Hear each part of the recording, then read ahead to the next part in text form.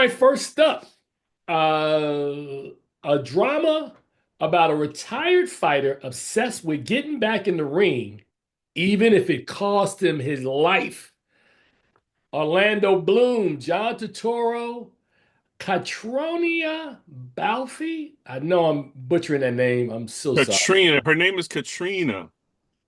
Thank you. Katrina Balfi. That's good enough. Thank you. From director Sean Ellis, and the movie is The Cut.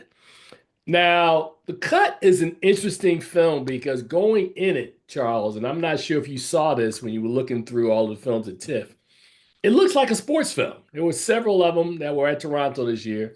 This one looks like another one. But the thing is that it's not a sports film.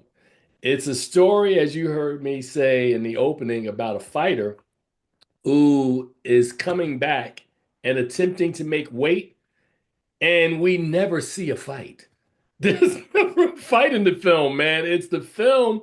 The drama is the story behind all these unorthodox and sometimes harsh conditions that the fighter agrees to. From John Turturro, who plays the trainer in this story, who is getting him ready for the fight and having him try to make weight. Now, of course, Orlando Bloom, everybody knows from the Lord of the Ring franchise. He's This is a very different performance from Orlando Bloom, man. He is very gritty and not Middle Earthish at all. There's nothing Middle Earthish about this story, man. But the story, his character doesn't even have a name, Charles. His character is simply known as the protagonist. He's the boxer, right?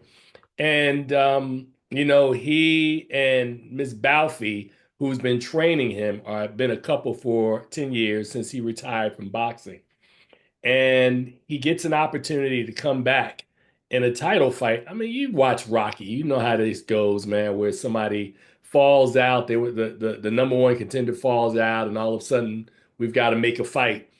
And they bring him out of retirement, man, and she is trying to train him.